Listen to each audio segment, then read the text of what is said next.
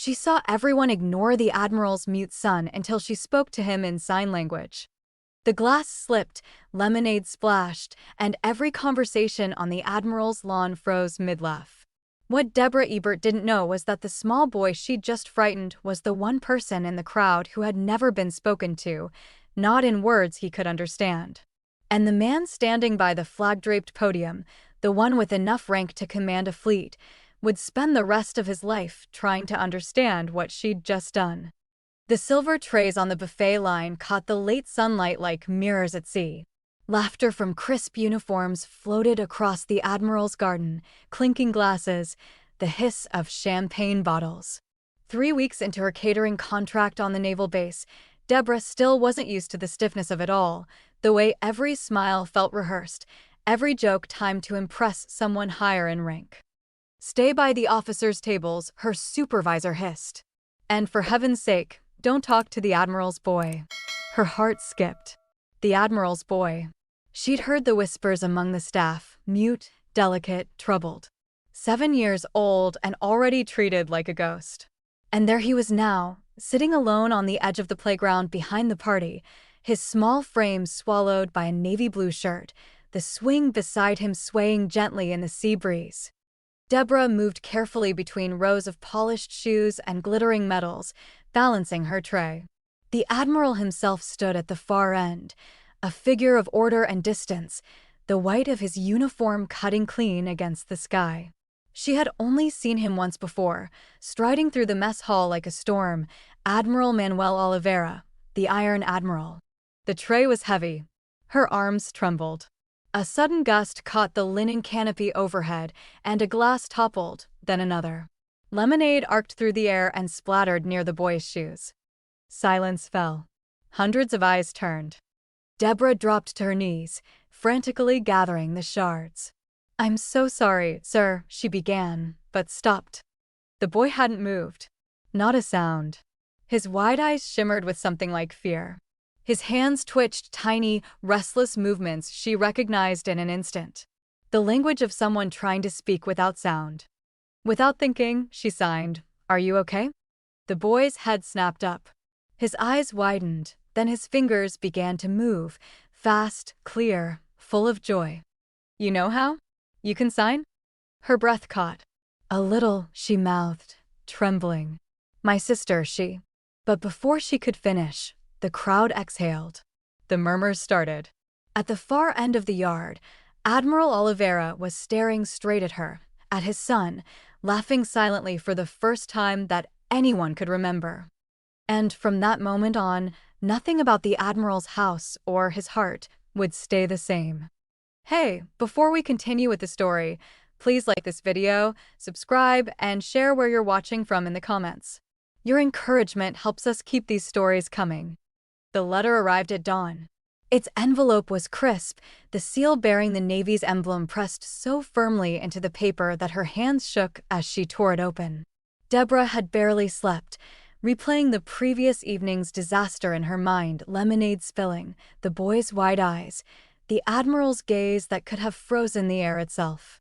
She had been certain her contract was over and that by sunrise she'd be escorted off the base with her uniform folded in disgrace. Instead, in clipped military handwriting, the letter read, "Report to the Admiral's estate kitchen at 0700 hours. Special duty assignment." The word special unnerved her. Nothing good in military circles was ever labeled special. By the time she reached the kitchen, the morning staff had already begun bustling about, and the head caterer, Mrs. Tillman, a woman whose apron was more feared than most lieutenants, stood waiting with her arms crossed. "You've caused a storm, Ebert," she hissed, thrusting a folded paper toward her. "You embarrassed the Admiral in front of half the naval command, and yet somehow you're not fired. In fact, you're reassigned. Don't ask me why." The words "assigned to private service, child liaison, estate wing" were stamped across the page like a verdict. Debra blinked. "Liaison?" she asked, voice barely audible. Mrs. Tillman shook her head in disbelief. "Means you'll be delivering the boys' meals. Don't speak unless spoken to, and don't think this is some promotion. The Admiral doesn't like surprises." She turned back to her cutting board, muttering about insolent girls who didn't know their place. Debra stood there, still gripping the paper, unsure whether to feel relieved or afraid. The smell of coffee and salt air mixed with tension in the room, and she thought she could hear her own heartbeat louder than the clatter of pans. At exactly 700 hours, a young steward led her down a narrow hallway lined with portraits of naval heroes, stoic men in white coats staring out over stormy seas. The Admiral's estate, though beautiful, felt less like a home and more like a museum. Every surface gleamed, every curtain hung perfectly symmetrical. "Wait here," the steward said, opening a door to what looked like a study. Debra stepped inside, clutching her tray as though it were a shield. Admiral Olivera stood by the window, the morning light cutting a sharp outline around his figure. He didn't turn immediately, only spoke in that steady voice that carried command even in silence. "Miss Ebert." She nearly dropped into a salute before realizing how foolish that would look. "Yes, sir," she managed. His gaze flicked to the tray in her hands, then to her face. "You handled yourself well yesterday," he said slowly, "though you caused quite a scene." The tone was calm, but the weight behind it pressed like stone. "I didn't mean to, sir," Debra said, her voice small. "It was an accident." The Admiral's eyes, gray as storm clouds over open water, finally settled on her. "And yet," he murmured, "you spoke to him." "My son." He moved closer, his uniform immaculate, medals gleaming faintly in the early light. "Where did you learn that language?" The pause before language felt deliberate, as if he couldn't bring himself to say the word sign. Debra hesitated, choosing her words carefully. "My sister, sir. She was born deaf. I learned so she wouldn't feel alone." For a moment, the Admiral said nothing. His expression softened, almost imperceptibly, then steeled again. "You'll bring his breakfast to the garden from now on," he ordered. "He doesn't eat with the household staff." His gaze drifted toward the window.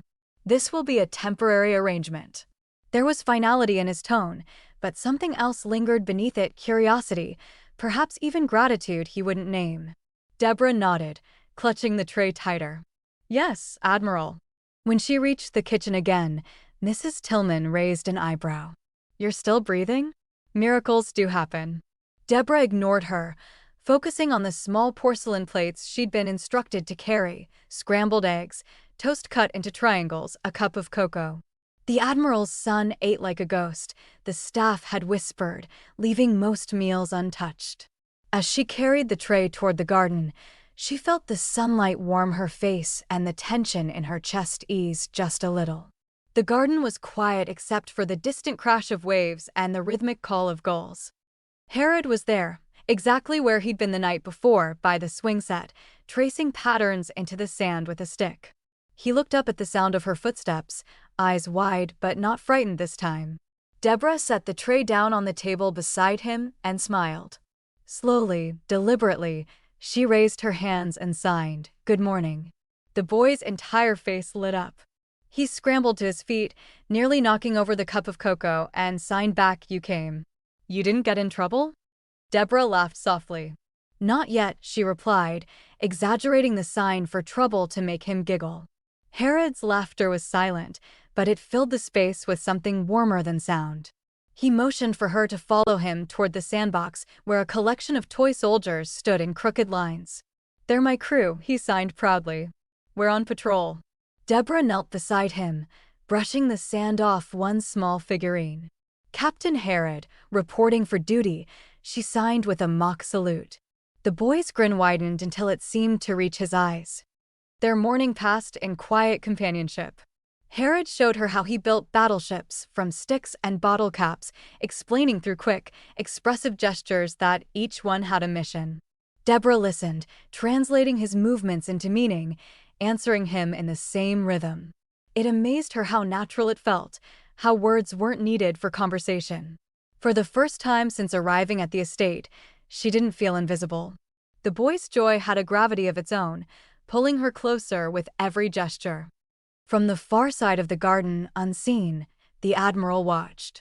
He stood on the balcony above, hands clasped behind his back, his face unreadable. The sight of his son animated and laughing stirred something sharp and foreign in his chest. Guilt, maybe. Memory. He turned away before either emotion could show. Inside, the faint echo of children's laughter, silent to the ear but vivid to the heart, followed him down the hall like a ghost. That evening, as Debra helped clear dishes in the kitchen, the officers' voices carried through the open windows. "The Iron Admiral," one man said with a dry chuckle. "Couldn't save his own family, but at least his base still runs on time." Another replied, "You know what happened, right? Boating accident. 5 years ago. His wife went overboard in a storm. The boy hasn't spoken since." The laughter that followed was soft but cruel. Debra froze where she stood, the sponge in her hand dripping water onto the floor. She felt a rush of anger she couldn't voice. Later, alone in her small quarters, Debra sat by the window, the night air heavy with salt and regret. She thought about the Admiral, his rigid posture, his hollow voice, the flicker of something human in his eyes when he mentioned his son. She wondered what kind of man could command an ocean yet lose himself in his own silence. More than that, she thought about Harrod's small hands, moving with such certainty, as if every sign carried a piece of the voice he'd lost.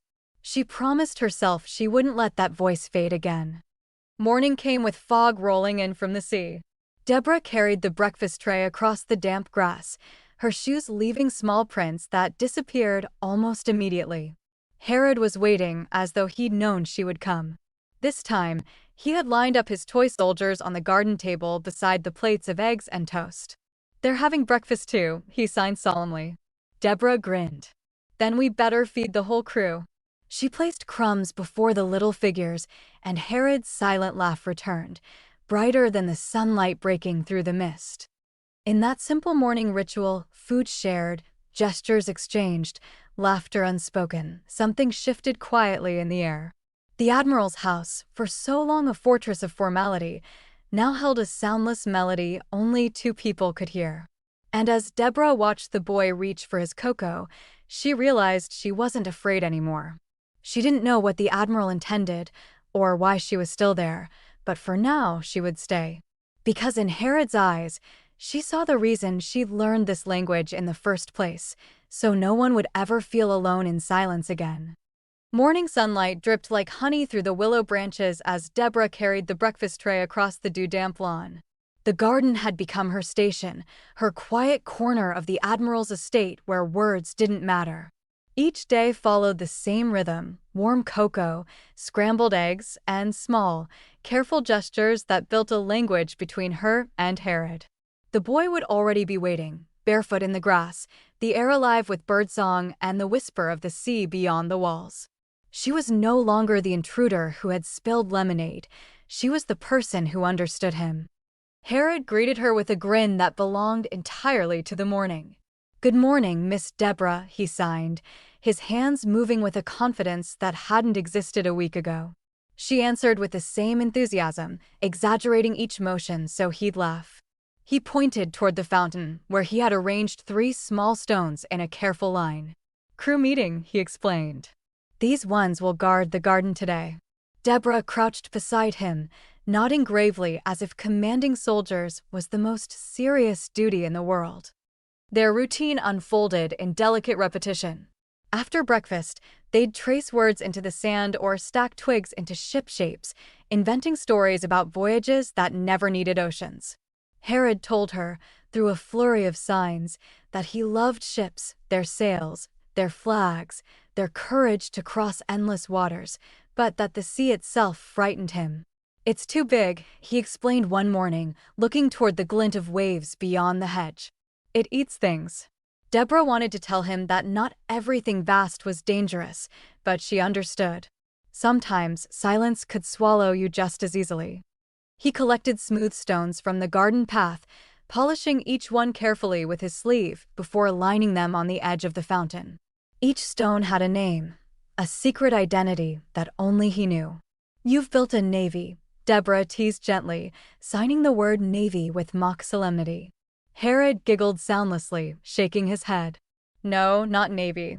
Family."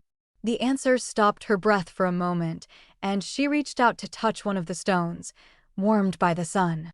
As days passed, Debra found herself reading Harrod's moods like weather. When his movement slowed, she knew a storm of sadness was near. When his signs grew fast and wild, she knew laughter would follow. The garden had become their shared sanctuary, where command and rank dissolved into something simpler.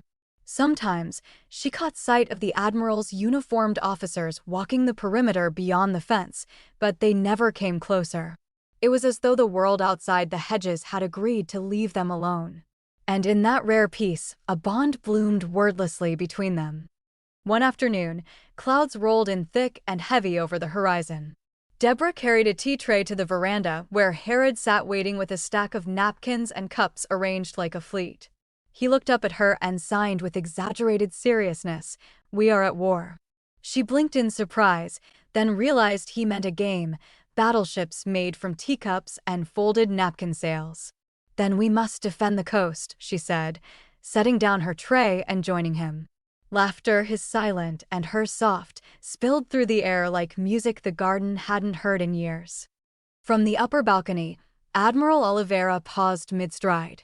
Below him, the sight was both foreign and piercing. His son, once so withdrawn, now animated and alive beneath the care of a servant.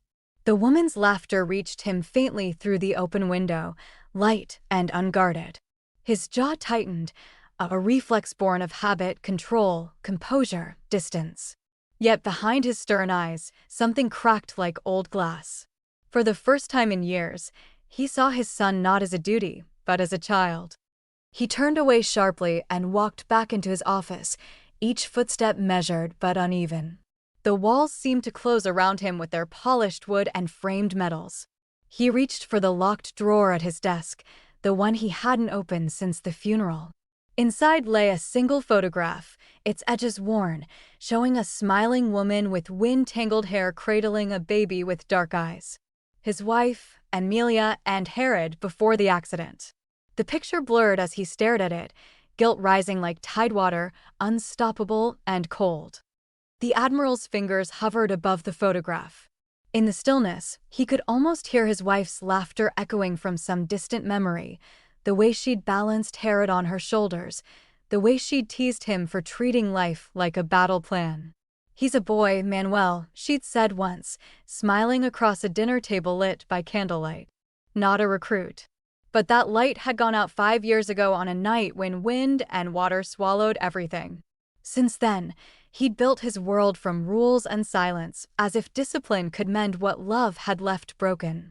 That evening, the estate hosted another dinner for the visiting officers. The room glittered with brass and chatter, but to the Admiral, every word sounded hollow. Debra stood discreetly behind the line of servers, her gaze fixed on the floor as crystal glasses clinked and silverware chimed. When the meal ended, the Admiral waved away his guests with the distant politeness of a man exhausted by formality. He remained at the table as the others left, his hand tracing the rim of his wine glass. Finally, he said without looking up, "Miss Ebert." "Sit." The command startled her. "Sir," she whispered, uncertain if she'd heard correctly. He gestured to the chair opposite him, the same one his wife used to occupy during family dinners. "Sit," he repeated. The kitchen had gone silent. Even the other servants seemed to sense the shift in the air. Debra sat slowly, the linen of her uniform crisp against the dark wood chair. The Admiral studied her for a long moment, his expression unreadable. "My son, he listens to you," he said at last. The words weren't accusation or praise, they were observation, edged with disbelief. Debra swallowed, unsure if she was allowed to answer. "He likes to talk," she said softly, then corrected herself. "To sign." A faint crease appeared between the Admiral's brows. "Why?" he asked. "Why do you stay, when most of my staff avoid him?" For a heartbeat, the question hung in the air like a test. Debra's fingers twitched, wanting to sign the answer instead of speak it. But she lifted her gaze and said, "Because he listens." The Admiral's eyes flickered, confusion giving way to something unguarded, something almost human. "Listens," he repeated, his voice quieter now. He stopped, the rest of the sentence dissolving into silence. Debra held her ground, her tone gentle but steady. You don't need ears to listen, sir. You just need someone willing to answer. Her words lingered in the space between them, fragile yet unyielding. For a long moment, neither spoke. Then the Admiral leaned back in his chair, the flicker of candlelight softening the hard planes of his face. His silence spoke louder than any reprimand, and in that silence, Debra saw the first faint crack in the armor he'd worn for years. She left the dining room quietly, her footsteps muffled against the polished floor. Outside, the garden waited under a pale moon, the air scented with night-blooming jasmine. From the balcony above, a single light still burned in the Admiral's study. He was standing by the window, staring out at the garden where laughter had returned after so long. And though he would never admit it aloud, a small part of him hoped it would never leave again.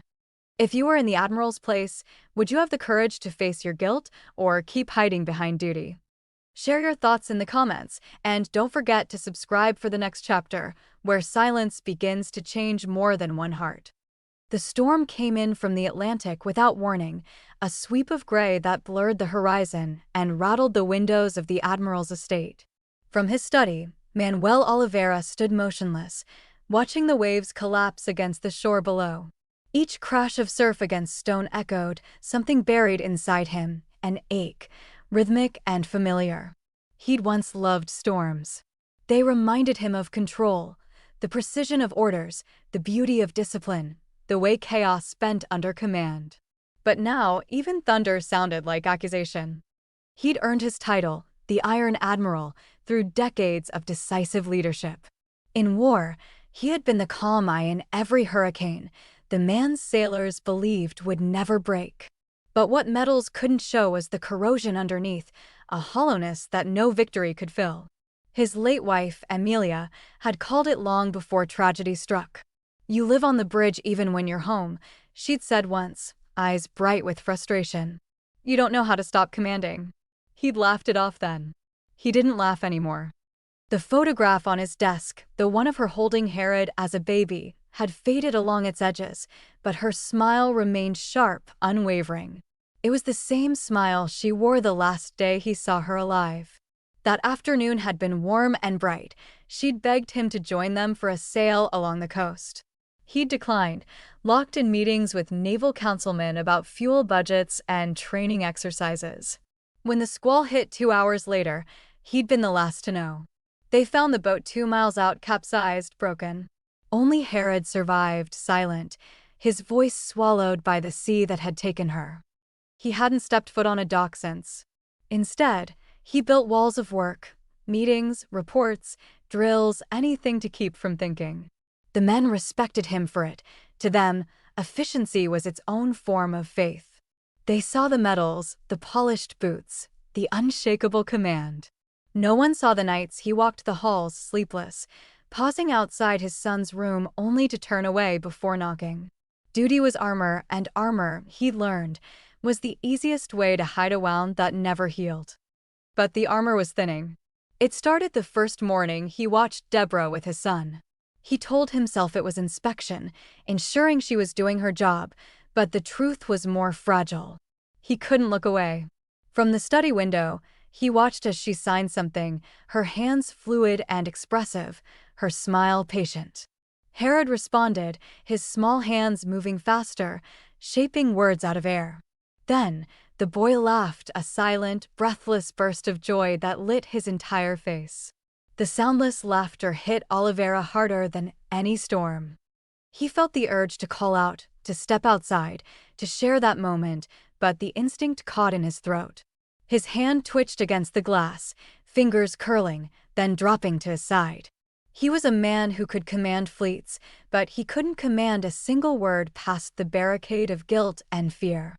Instead, he turned away, resuming his endless review of documents, pretending the laughter wasn't echoing in his mind long after the garden had gone quiet. For the first time in years, the Iron Admiral felt something shifting, and it terrified him. That evening, he attended the officers' dinner he hosted every month, an obligation disguised as camaraderie. The room smelled of sea salt, bourbon, and polished brass. Laughter filled the air, though none of it reached him. He sat at the head of the table, answering questions automatically, his mind elsewhere. Across the table, Captain Wilkes leaned forward, his grin a shade too smug. "Sir, rumor says your staff's been keeping your boy company," he said, swirling his glass. "The waitress, wasn't it? Seems your little heir's become quite attached." The remark was meant as humor, but it sliced through Olivera's composure. "Mind your tone, Captain," he said evenly, though the words came out colder than intended. Wilkes only smirked, sensing the reaction. "Of course, sir. Just good to see the boy adapting." The others chuckled politely, eager to mirror the captain's levity. Olivera's jaw tightened. He could endure criticism about himself. He'd endured worse, but not about Harrod. Beneath the table, his hand clenched until his knuckles whitened. The conversation drifted, but his anger lingered like an unspoken order. He barely heard the rest of the dinner, only fragments, reports, promotions, the usual bureaucratic chatter. When it ended, he dismissed them with curt nods and escaped to the quiet of the hallway. The laughter from the dining room followed him like a ghost, hollow and grating. Outside, rain had begun again, tapping the windows with restless fingers. The Admiral walked past his own reflection in the glass, barely recognizing the man staring back. A decorated officer, yes, but one hollowed by loss and silence. He made his way to Harrod's room, footsteps muffled against the carpet. The door was ajar, a sliver of lamplight spilling into the hallway. Inside, the boy slept soundly, clutching one of his smooth stones in his palm like a talisman. The sight of him, so small, so peaceful, tightened the Admiral's chest until it hurt to breathe. He stood in the doorway for a long time, wrestling with words he no longer knew how to say. They pressed against his throat like the weight of the sea itself. Finally, he stepped closer. The air in the room smelled faintly of cocoa and sea salt.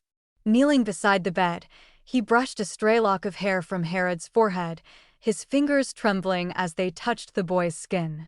"I'm sorry," he whispered, the words breaking free after years of captivity. The sound was barely audible, but the release was seismic. The child stirred slightly, though his sleep remained undisturbed. Olivera exhaled slowly, his shoulders bowing under the invisible weight. He straightened, watching his son's slow, steady breathing. "He deserves better than this ghost I've become," he thought. The medals in his study, the ships under his command, they were nothing beside the quiet miracle of this sleeping child. Turning off the lamp, he lingered one moment longer at the doorway. Lightning flashed through the window, and for an instant, he saw his own reflection superimposed over his son's, two shadows of the same silence. Then he stepped into the hall, closing the door behind him with care. The storm outside raged until morning, waves battering the cliffs below like fists demanding surrender. But somewhere within the estate, a different kind of surrender was already beginning. For the first time in years, the Iron Admiral allowed himself to grieve, not as a commander, but as a father who'd lost too much by standing still. And though he would never say it aloud, he understood what the silence between him and his son truly was. It wasn't punishment. It was unfinished love, waiting for him to learn how to listen. The first whispers were soft, like a change in the wind before a storm. A glance over a teacup. A pause in conversation when Debra walked past. The Admiral's estate had always thrummed with protocol, but lately, the silence surrounding her had taken on an edge, curiosity sharpened by judgment. Officers' wives leaned in a little too close when she passed in the hall, their eyes sweeping over her plain uniform with polite disdain. She had become visible in the worst way possible. It didn't take long for the rumors to surface beyond murmurs. In the officers' lounge, Captain Wilkes had made a quiet show of reading her file aloud under the guise of concern. Civilian contractor. No military ties. No official clearance. Then, with a meaningful look at his audience, but somehow, she's become indispensable to the Admiral's household. The laughter that followed was brittle and knowing. The unspoken accusation was clear. She had crossed a line, emotional influence where none had been granted. By the end of the week, whispers had turned into formal reports. Wilkes filed the first one, the language precise but loaded. Emotional interference with command dependence, it read. Lack of appropriate boundaries for civilian staff assigned to minors under military guardianship. The phrasing was sterile, but the implication stung. Debra's kindness, her connection with Harrod, had become ammunition in a game she hadn't agreed to play. And the man she'd hoped might protect them, Admiral Olivera, had yet to say a word. She didn't find out from the Admiral himself. It was Commander Voss who delivered the news, stiff-backed and expressionless as always. He met her outside the kitchen one morning, a sealed envelope in hand. "Miss Ebert," he said without preamble, "you've been reassigned." Her breath caught, and, for a second, she thought she hadn't heard him right. "Reassigned," she repeated, voice barely above a whisper. "To Naval Station Westbridge," he confirmed. "You'll be transferred by Friday." He handed her the letter, the ink on the orders still sharp and official. "It's not personal," Voss added, though his tone held no warmth. "The Admiral must maintain appearances. There have been complaints." Debra opened her mouth to speak, but no words came. The only thing louder than her pulse was the shattering realization they were taking her away from Harrod. She wandered through the estate in a daze that afternoon, her hands cold despite the sunlight. The garden felt like a memory before it had even disappeared. Harrod was already waiting near the fountain, stacking his stones into silent ranks.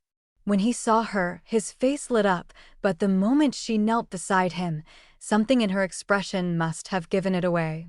He tilted his head. "What's wrong?" he signed. Her hands shook as she signed back, "I have to go. They're moving me to another base." Harrod froze, his fingers mid-sign. Then his hands fell, limp in his lap. His eyes filled with tears, wide, terrified, disbelieving. She reached for him, but he pulled away, signing desperately, "Why? What did I do?" She wanted to scream that it wasn't his fault, that he'd done nothing wrong, but all she could do was hold him close and sign the words, "You did nothing. You are everything right." He cried without sound, his small shoulders shaking in her arms. Then he pulled back, his face crumpling. "Everyone leaves." The words hit harder than any order, any reprimand. She wanted to tell him he was wrong, that she would find a way back, but the truth was, she didn't know if she could. The Navy didn't make exceptions for feelings. Above them, high on the estate's stone balcony, Admiral Olivera stood watching. He had returned early from a briefing, his mind still tangled in logistics and protocol, until he'd seen them in the garden. Harrod's silent sobs. Debra's trembling hands. The way she held the boy as if she were the only shield he had left. And something in Olivera's chest cracked open. His fists clenched at his sides, the white of his knuckles stark against his Navy uniform. The silence he had used as armor for years suddenly felt like a betrayal. Not of duty, but of his own son. He turned from the window and paced the length of his office, his metals clinking faintly with each step. He had built his reputation on strength. But now, strength looked like a waitress kneeling in the grass, whispering comfort with her hands. That night, Debra packed in silence. She folded her uniform with shaking fingers, her eyes blurring with tears she refused to shed. Mari, the housemaid in the next room, sat with her for a while without speaking. When she finally did, her voice was soft. "You made him smile, Debra. You gave him something no one else could." Debra nodded, pressing the folded fabric tighter to her chest. "And now they're taking it away," she whispered. Outside, the estate was quiet except for the distant roar of the ocean. In his room, Harrod stared at the ceiling, his hands curled into fists beneath the blanket. He couldn't sleep, not because of the dark, but because of the fear that when he woke, she'd be gone. And that this time, no one would explain why. Or care. In the study, Olivera stood alone beneath the dim light of a desk lamp. On his desk sat the transfer orders, unsigned. Commander Voss had left them for approval hours ago. The Admiral stared at them, the weight of his silence heavier than ever before. Somewhere in the walls of that house, his son was crying in a language most men refused to learn. And Olivera, at last, began to understand the cost of saying nothing. "Have you ever stayed silent when your voice might have made a difference?" What would you have done in the Admiral's place? Tell us in the comments below, and if you're following Harrod and Debra's journey, don't forget to subscribe so you don't miss what happens next. The house was quiet, wrapped in the hush of midnight, but Admiral Olivera couldn't sleep. His footsteps barely made a sound on the polished floors as he walked the corridor leading to his son's room. The study had felt too empty, his desk too full of papers that no longer mattered. The transfer orders still sat unsigned, untouched, but not forgotten. Guilt hung over him like the scent of the sea, familiar, salt-heavy, impossible to ignore. Outside Harrod's door, he paused, his hand resting on the frame. Light spilled from beneath the threshold, soft and golden, casting a thin line across the dark hallway.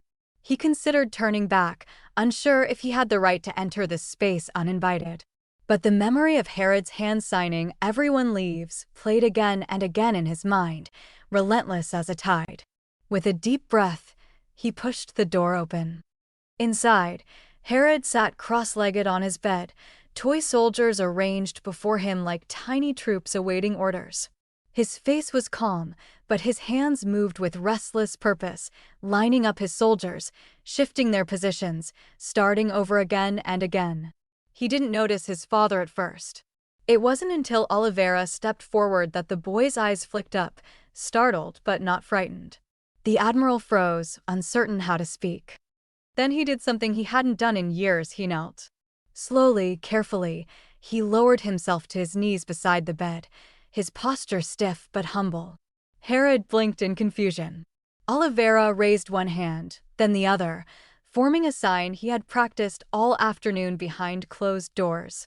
His fingers stumbled on the motion, but the meaning was clear: son. Harrod stared at him, unmoving, uncertain if it was real. Then his lips parted in a tiny gasp, not of fear, but of awe. Gently, reverently, he reached for his father's hand and adjusted the shape, correcting the angle, the tension. Olivera let him. When they finished, the Admiral repeated the sign slowly: son. This time, he got it right. I don't know what I'm doing, he whispered. The words felt foreign in his mouth, heavier than any command he'd ever given. But I want to learn. Harrod tilted his head, watching him with wide, dark eyes that shimmered beneath the lamplight. Olivera hesitated, then added, voice barely audible, will you teach me? Harrod's hands trembled as they formed the next sign: yes. The boy's entire face lit up, the sorrow of the earlier afternoon dissolving like fog in sunlight. His father, stoic, silent, unreachable, was here, on the floor, asking him to lead. He scrambled forward, grabbing a notepad from the bedside drawer and flipping to a page Debra had once used to sketch signs. His finger landed on a word: father. Olivera nodded solemnly. Father. He mimicked the gesture, fumbling again, but improving. Harrod repeated it for him, slower, clearer, smiling when Olivera finally shaped it just right. They moved to another word: proud. The Admiral's fingers struggled with the flow, but Harrod patiently guided him, his small hands correcting the larger ones with precision and care. Outside the door, Debra stood in the shadows, holding a cup of cocoa she had come to deliver. She had heard the door open, had followed out of instinct more than intention. Now she stood still, watching through the narrow gap as father and son sat knee to knee on the floor. Olivera's head was bowed, his hands clumsy but willing, his voice silent but speaking in a way he never had before. Tears slid down Debra's cheeks, quiet and unashamed. Inside, Harrod pulled out one final sign: love. It took the Admiral 3 tries, his fingers not quite forming the shape, but his eyes never left his son's. When he finally got it right, Harrod flung his arms around him without waiting for permission. Olivera caught him, surprised by the force of the embrace, his arms tightening in return. He hadn't held his son in 5 years, not like this, not freely, not without the walls between them. They sat like that for a long time, neither moving, the toy soldiers forgotten on the sheets. Harrod's head rested against his father's chest, his heartbeat loud and steady beneath the cotton of his shirt. Olivera closed his eyes and let himself breathe. He didn't know how to fix what had been broken, but he knew this: he wouldn't leave again. Not in silence. Not in fear. Eventually, Harrod pulled back and signed one more word, slow and deliberate. Stay. Olivera nodded, brushing a hand over the boy's hair. Always, he said. If you'll have me. Harrod smiled, small and sure. Outside, Debra turned and walked back down the hall, leaving the cocoa on the floor. Her steps were light, her heart heavy and full all at once. For the first time in weeks, she didn't feel alone in protecting Harrod. The Admiral was no longer just watching. He was learning. And for a boy who had once signed, "Everyone leaves," that lesson might be the most important of all. The room was too bright for what it was about to hold. Morning light slanted across the polished wood of the long table, cutting sharp lines between the men seated on either side. Brass and silver glinted from the officers' shoulders, uniforms stiff with formality, faces carved into expressions of bored importance. Admiral Olivera stood at the head of the table, his hands folded behind his back, his eyes scanning the room with that familiar, unreadable calm. But beneath the surface, something far more human stirred resolve, not forged by rank, but by love rediscovered. The meeting began as they always did, with logistics and updates, training schedules, ship readiness, procurement bottlenecks. The usual rhythm of leadership, sterile and practiced. Olivera listened with only half his attention, nodding at appropriate moments, his mind elsewhere. Finally, the last report ended, and the room quieted, waiting for the Admiral's word. He took a breath, then stepped forward, his voice as steady as ever. Effective immediately, he said, Miss Debra Ebert will continue in her position within this household. Her assignment has been amended and made permanent. She will serve as my son's communication liaison, both in private and, where necessary, in public. The words dropped like torpedoes into the water. The room, once expectant, now bristled. Eyebrows raised. Pens paused mid-note. Then, inevitably, came the voice they all expected. Sir, Captain Wilkes said, leaning forward, the corners of his mouth pulling downward. With respect, isn't that unprofessional favoritism? He didn't say inappropriate, but it hung between the words like smoke. Olivera turned his gaze to Wilkes, not blinking. Explain. Wilkes shrugged, glancing at the others for backup. She's a civilian. A waitress. She doesn't belong in the inner circles of command or within the care of the heir to your position. This sets a precedent we've never seen. Another officer nodded faintly, though he said nothing. The air in the room tightened, a silent current of agreement brewing beneath their polished decorum. The Admiral moved slowly to the window, folding his hands behind his back. For a long moment, he said nothing, only watched the sea. When he turned back, his voice was quiet. You call it weakness, he said. I call it leadership. The statement landed harder than if he'd raised his voice. It silenced Wilkes. It silenced everyone. Olivera let the words breathe in the space they created. You see a servant, he continued. I see someone who reached my son in a way no doctor, therapist, or tutor ever could. You see protocol. I see progress. His voice sharpened. If any of you have a better suggestion for how to help a boy who's spent 5 years alone, you are welcome to provide it. Otherwise, Miss Ebert stays. Silence swallowed the room whole. Wilkes looked as if he wanted to say more but thought better of it. The others sat back, eyes cast downward. One or two exchanged glances, and in those glances, something shifted. Not full support, but the beginning of understanding, or at the very least, submission. The Admiral tapped the table once with his knuckle. That will be all. Chairs scraped quietly as the officers rose, nodding stiffly, murmuring their dismissals. Wilkes was the last to leave, his expression unreadable. Olivera waited until the door closed behind them all, then exhaled. It was done. That afternoon, the corridors of the estate seemed quieter than usual. Sunlight streamed through the hallway windows in soft golden bars, catching dust motes like memories suspended in motion. The Admiral walked with purpose, but without rush, his boots sounding faintly against the stone. When he reached the door to the staff quarters, he paused. Through the crack, he saw Debra kneeling beside her small bed, carefully folding the last of her uniforms into a canvas bag. She didn't hear him at first. Her movements were gentle, almost ritualistic, every crease pressed flat, every sleeve tucked with care. A pair of worn shoes sat at the foot of the bed, scuffed but clean. There was nothing angry or bitter in the way she packed, just the quiet resignation of someone who had grown used to being sent away. He stepped inside without knocking. She looked up, startled. For a moment, neither spoke. Then, without breaking eye contact, he said a single word, "Stay."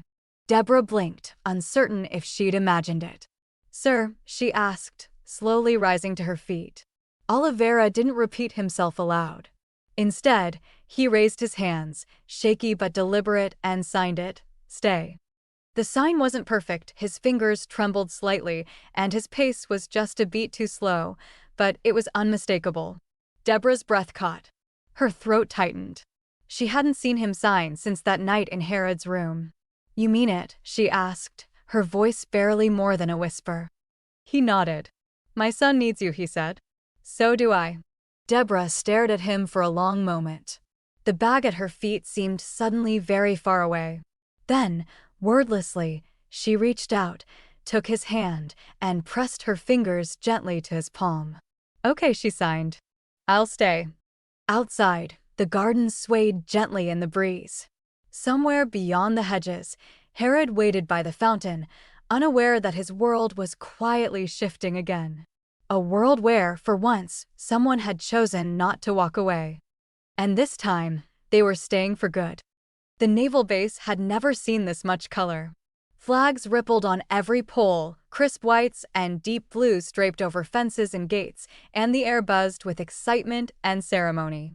Founders' Day was always grand, parades, salutes, and speeches echoing across the water, but this year, the energy felt charged, almost electric. Crowds gathered early, civilians and officers alike, the brass of their medals and the glint of their sunglasses catching the morning sun. Cameras blinked from rooftops and press zones, broadcasting every moment across the country.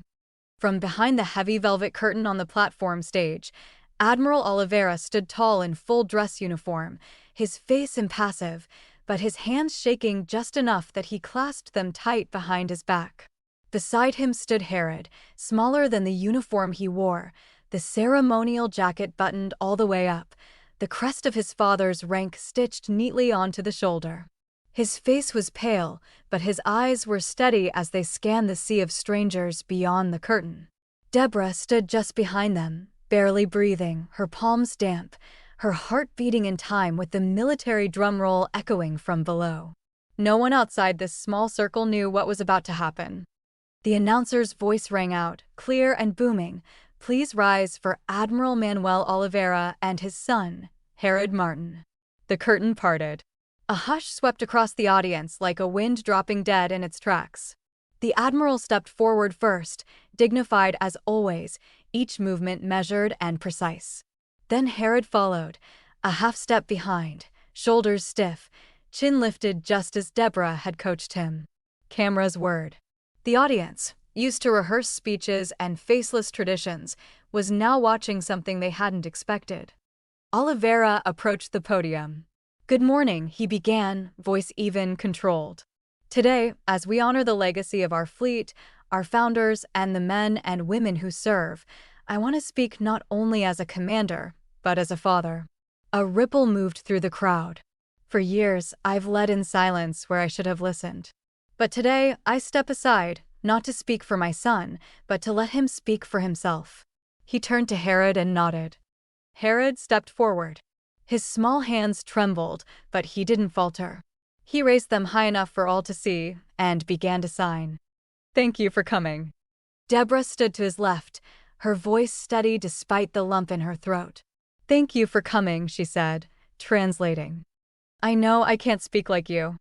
I know I can't speak like you. But I can listen. I can learn. I can still serve. But I can listen. I can learn. I can still serve." The silence that followed wasn't empty. It was full of breath held, of heart stopped, of a nation watching something they didn't have a name for yet. Harrod's hands moved again. "I'm not broken. I just speak differently." Debra's voice cracked slightly as she echoed the words, but she kept going. I'm not broken. I just speak differently. His final sign was slower, practiced carefully in the mirror the night before. I want to help. Let me be seen. And Debra whispered the words to the world, her voice rising with quiet strength. I want to help. Let me be seen. A beat passed then too.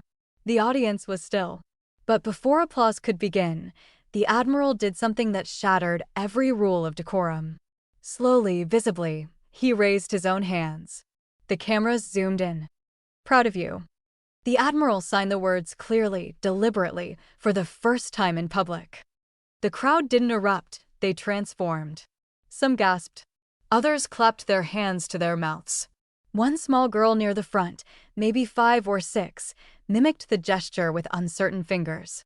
Then another. And another. Soon, dozens of hands were raised in imperfect signs, thank you. Hello. Brave. Proud. The soundless response was louder than any standing ovation. Debra turned to Harrod and signed, Look. They heard you. Harrod's face broke into a wide, radiant smile. His shoulders relaxed. He had stood before the world and asked to be seen, and now he was. Fully. Unforgettably. As the applause finally rose like a tidal wave, the Admiral placed his hand gently on his son's shoulder. He didn't say a word. He didn't have to. His hand stayed there until the anthem played, and even then, his grip never wavered. If you had the chance to say something to the world without using your voice, what would your hand say? Tell us in the comments, and don't forget to subscribe so you don't miss what happens after Founders Day changes everything. For a heartbeat, there was nothing. No applause. No flags waving. No cheers erupting from the gathered crowd. Just a silence so complete, it wrapped around the ceremony like a held breath, tense, suspended, sacred. And then, one hand rose. It belonged to a small girl near the front, no older than 7. She copied the Admiral's motion, awkwardly, imperfectly, her fingers stumbling through the sign for proud. Her mother, standing beside her, saw what she was doing and followed.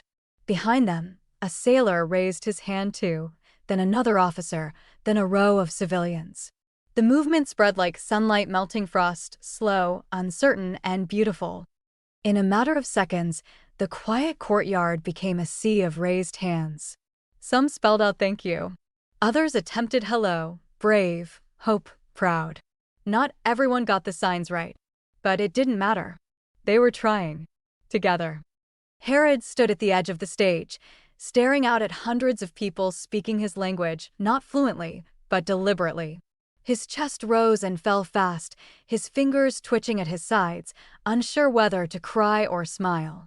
He looked up at Debra. Her lips trembled as she signed, They're talking to you. All of them. His mouth opened in a soft gasp, and then he beamed, a wide, unguarded joy that lit his face like morning sun through stained glass. The cameras caught everything. News crews scrambled to capture the angle, headlines already being drafted before the ceremony ended. Aerial drones zoomed out over the courtyard to show the full scene, hands raised, heads tilted forward, reverence without noise. The image would circle the world by nightfall, and the moment would be named. The silent ovation. That was what the press called it. That was what history would call it. By morning, every major outlet had splashed the scene across its front page. The Admiral's face, caught mid-sign. Harrod, standing small and proud in his ceremonial jacket. Debra, a few steps behind, caught in the act of translating the world into words a child could feel. Online headlines followed. The Admiral who listened. A son's voice, a nation's silence. What leadership looks like in sign language. Military pages posted the clip. Civilians reshared it with captions like, This made me cry, and my kid just learned his first sign. A popular streamer started a trend teaching simple phrases in ASL. Within 24 hours, the Navy's official website had added a section, Intro to Sign Language, Learn with Harrod. It became the most clicked page of the week. Debra watched the frenzy unfold from the quiet of the estate, her phone buzzing nonstop from journalists, bloggers, and strangers who wanted to tell her how much the moment had meant to them. She turned down every interview. Politely. Firmly. She hadn't done any of this for attention. She had only ever wanted one child to feel less alone. Harrod didn't care about the headlines either. But when she showed him a photo of the crowd with all their hands in the air, he leaned in close, studying each face with a child's awe.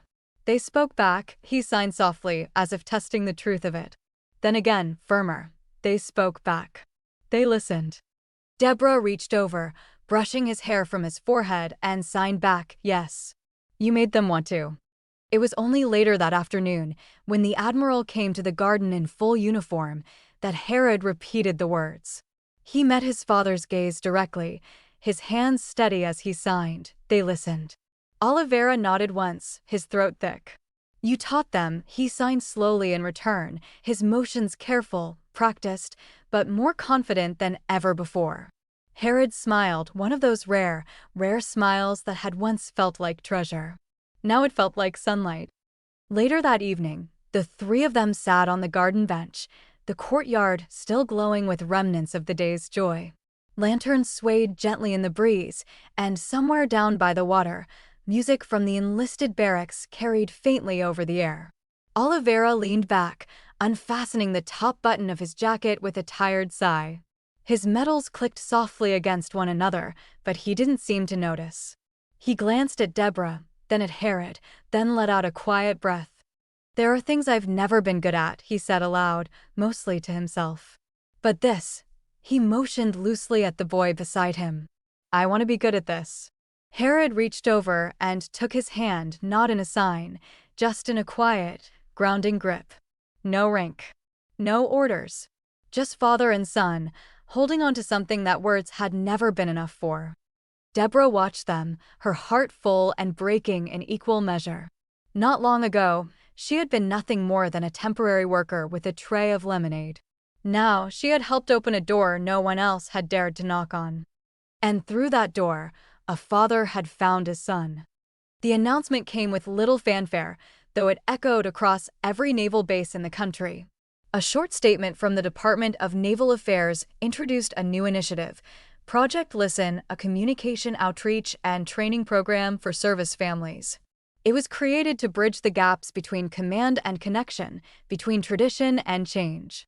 Admiral Olivera's name appeared at the bottom of the memo, printed beside his title, followed by 3 unexpected words, in partnership with civilian liaison Debra Ebert. For those who had witnessed Founders Day, it wasn't a surprise, it was the next natural step in a story that had begun with silence and spilled lemonade. Across the country, bases began organizing quiet rooms, offering beginner sign language classes to officers and their families. The Navy commissioned a set of learning materials, brightly colored flashcards, animated videos, and handbooks co-designed by Harrod himself. Debra worked closely with instructors, helping refine the tone of the training to emphasize respect, not pity. She became the heart of the initiative without ever needing a title beyond director, and yet, behind closed doors, she remained the same, quiet, precise, and focused entirely on Harrod. In public, she was a symbol. In private, she was still his safe place. The Admiral's reputation shifted too, not eroded, but evolved. Officers who once questioned his choices now watched him sign small greetings to junior recruits. He had become something new, something no one had expected from the Iron Admiral, approachable. Still formidable, yes, but now deeply human. When asked in an interview what changed him, he only said, "I learned to listen." On the day they opened the first Project Listen Resource Center at Naval Base Greenwich, the crowd applauded, but Harrod didn't notice. He was too busy showing 2 new kids how to spell their names with their fingers. He wore his uniform best that day, one size too big but still proudly worn, his hands moving quickly, his joy unmistakable.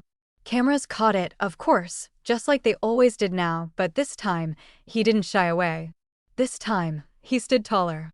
That afternoon, after the ceremony, Debra slipped away with Harrod, weaving through the back gardens to the playground that had once been forgotten.